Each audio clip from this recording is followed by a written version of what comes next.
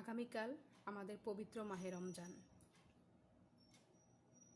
রমজানের প্রতিটা দিন হোক সবার জন্য মঙ্গলময় এবং রহমতের দিন।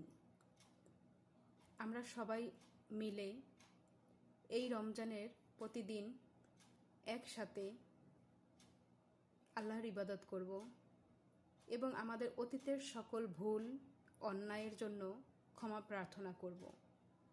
আসুন আমরা সবাই মিলেমিশে আমাদের সকলের হিংসা বিদ্বেষ ভুলে আল্লাহ রাব্বুল আলামিনের কাছে ক্ষমা চাই এবং আমাদের জন্য মঙ্গল কামনা করি, আমাদের দেশের জন্য মঙ্গল কামনা করি। এই রমজান মাসে অন্ততপক্ষে আমরা সবাই নিজেদের ভিতরের হিংসা অহংকার ভুলে গিয়ে একসাথে হই। সব শেষে আমাদের একটা পরিচয় আছে, আমরা মুসলমান ভাই ভাই। আর তার চেয়েও বড় পরিচয় হলো আমরা বাংলাদেশি। বাংলাদেশের মানুষ একে অপরের পরিপূরক।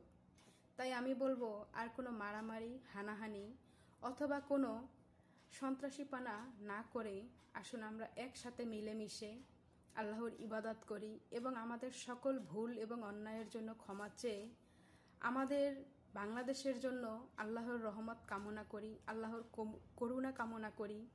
আল্লাহ যেন ওই আরশে বসে আমাদের দেশের জন্য, আমাদের দেশের জমিনের জন্য কল্যাণময় এবং বরকতময় নাজিল করে।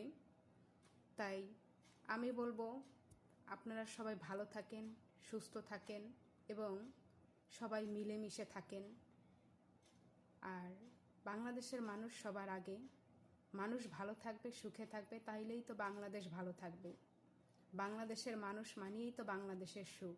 আগে তো দেশ না, আগে দেশের মানুষ, পরে বাংলাদেশ।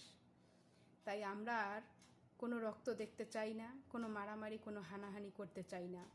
আমরা সবাই মিলে একসাথে চলবো এবং আমাদের স্বপ্নের দেশ গড়ব। এটাই হবে আমাদের রমজানে আল্লাহর কাছে চাওয়া। ভালো থাকবেন সবাই, অবশ্যই আল্লাহর ইবাদত করবেন। আল্লাহ মহান।